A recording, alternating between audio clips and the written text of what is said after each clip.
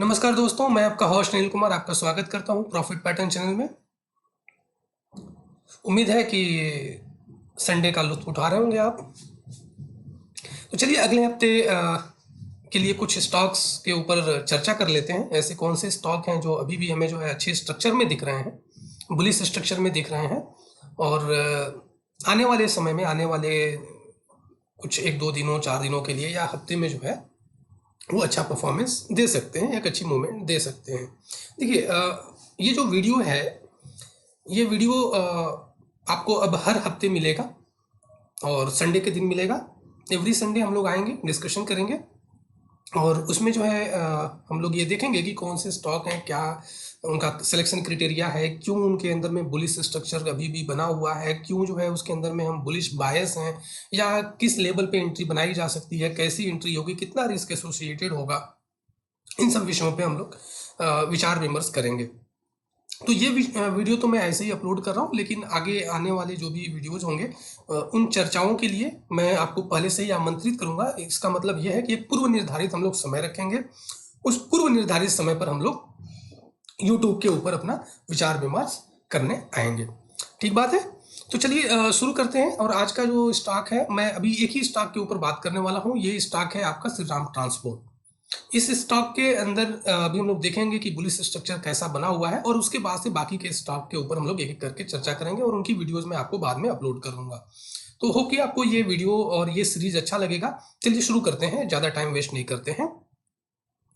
सबसे पहले तो हम अपनी पिक्चर हटाते हैं ताकि हम चार्ट देख सकें। अब देखिए यहाँ पर आपके सामने जो है एक स्टॉक है जिसका मैंने नाम बता दिया है आपको कि ये श्री राम ट्रांसपोर्ट चार्ट है, जिसकी हम लोग स्टडी करने वाले हैं। सबसे पहले हम लोग इसके फेज को समझते हैं। देखिए ये जो एरिया मैं हाईलाइट कर रहा हूँ, इस एरिया में इस स्टॉक ने कंसोलिडेशन किया था। कंसोलिडेशन भी करके इसने एक ट्रेडिशनल स्ट्रक्चर भी बनाया, जिसको हम लोग कहते हैं कि ये हेड एंड शोल्डर पैटर्न है। इस हेड एंड शोल्डर पैटर्न के रूप में इसने एक ट्रेडिशनल स्ट्रक्चर बना दिया। यहाँ पर इसने entry the and after entry एक अच्छा सा नाइस, बहुत ही ब्यूटीफुल जो है आपको पुल बैक मिला। ये पुल बैक की भी एंट्री आपको मिली and after pull back stock हमारा ट्रांजिशन कर गया, ट्रांजिशन टू स्टेज 2। अब ये स्टेजेस जो है, स्टेज 3, स्टेज 2, स्टेज 4, ये आई होप कि आपको पता होगा। नहीं होगा तो आप वीडियो में एक बार जरूर कमेंट कीजिएगा, मैं इसके ऊपर एक डिटेल वीडियो बनाऊंगा। ये जो स्टेजेस हैं ये कैसे हैं और क्या है, किस तरह का ट्रांजिशन होता है, कैसे एंटीसिपेशन करेंगे कि कौन स्टेज 3 से अभी स्टेज 2 में ट्रांजिशन होगा या स्टेज 4 में होगा, यानी प्राइस आपकी जो है ब्रेकआउट या होगा या ब्रेकडाउन होगा, ये कैसे पता लगाते हैं, क्या क्या तरीके हैं, वो सब चीज़ें हम लोग डिस्कशन करेंगे। अगर आप इंटरेस्टेड हैं तो आप वीडियो में ये कमेंट कर दीजिएगा नीचे वीडियो के, और हम लोग जो है इसके ऊपर वीडियो बनाएंगे। आगे देखते हैं।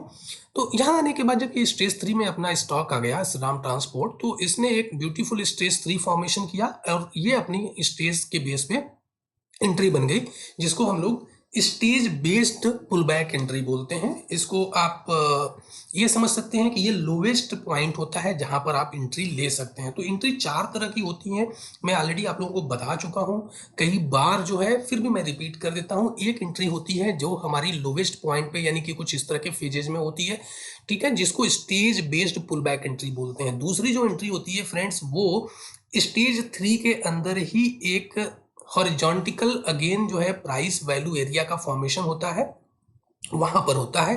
तीसरी जो एंट्री होती है वो जब आपका स्टॉक ब्रेकआउट करता है, तो जहां पर पूरी दुनिया जहान जो है इंटरेस्ट लेती है और एंट्री करती है, वो एक एंट्री होती है। और फोर्थ जो एंट्री होती है वो होती है कि स्टॉक मूवमेंट करने के बाद स्टॉक वापस जो है उसी एरिया को, जिस एरिया को उसने ब्रेकआउट किया था, उसी सप्लाई एंड डिमांड एरिया को आके दोबारा टेस्ट करता है, यानी पुल बैक जब होता है तो पुल बैक एंट्री होती है। तो ये 4 तरह की एंट्री होती है। इसमें जो सबसे बेस्ट एंट्री होती है ये होती है आपकी स्टेज की एंट्री, स्टेज के पुल बैक की एंट्री, जो यहाँ पर हमने मार्क किया है। This is a number 1 entry. Then आपका ये इंटरनल जो आपका प्राइस वैल्यू एरिया जो फॉर्म होता है, जो कि हॉरिजॉन्टल एक कंसोलिडेशन शेप में बनता है, इसका इंटरनल जब मूवमेंट होता है, यानी इस पीवीए से जब आपका प्राइस जो है बाहर निकलता है, जंप करता है, या यूं कहे कि ब्रेकआउट करता है, तो ये एंट्री, ये 2 एंट्री सबसे बेस्ट होती है। तीसरी होती है आपकी ब्रेकआउट वाली। ब्रेकआउट तो आपको पता ही है कि ब्रेकआउट एंट्रीज कैसे लोग करते हैं। ब्रेकआउट जनरली जो है आपके जो मूवमेंट्स होती हैं, वो मूवमेंट्स कई बार जो है ब्रेकआउट करके स्टॉक जो है 2% 3% की मूवमेंट करके और स्टॉक जो है वहीं पर घूमना शुरू कर देता है। कई बार ऐसा देखा गया है। कई बार जो है वो पीछे की तरफ आ जाएगा, यानी कि स्टेज 3 में दोबारा जो है आ जाता है। तो ये एंट्री थोड़ी सी उतनी अच्छी नहीं होती है कंपेयर टू जो एंट्री 1 और एंट्री 2 हमने डिस्कशन किया। अगेन जो एंट्री नंबर 4 होती है ये काफ़ी अच्छी एंट्री मानी जाती है, because entry number 4 looks like the entry number 1। तो ये दोनों जो है सेम आपके होते हैं ऑलमोस्ट, क्योंकि ये वाला भी जो आपने एंट्री लिया होता है स्टेज स्ट्रक्चर वाला, मोस्ट ऑफ द केसेस में ये स्टेज 1 का जो स्ट्रक्चर जो एंट्री आपका लिए हैं वो previous supply and demand area के बाद पास ही बनता है। पर ऐसा कोई जरूरी नहीं है, ऐसे बहुत सारे मैं सैंपल्स दिखाऊंगा जहां पर प्रीवियस का कोई ऐसा स्विंग हाई या कोई ऐसा सप्लाई एंड डिमांड एरिया नहीं होता है और वहां पर भी आपकी स्टेज स्ट्रक्चर वाली एंट्री बन जाती है। तो एकदम सेम टू सेम नहीं है, लेकिन सिमिलर है, क्योंकि दोनों का जो एंट्री का जो ये प्लेस है वो सेम है। क्योंकि स्टेज 1 में भी एंट्री कब होती है, जब आपका प्राइस रिट्रेस करके या ये कह लो कि वो स्ट्रक्चर को फॉर्म करके और किक ऑन करने के लिए रेडी होता है। और पुल बैक वाली भी एंट्री तब होती है जब आपका स्टॉक जो है रिट्रेस करके या पुल बैक में आके और दोबारा किक ऑन करने के लिए रेडी होता है।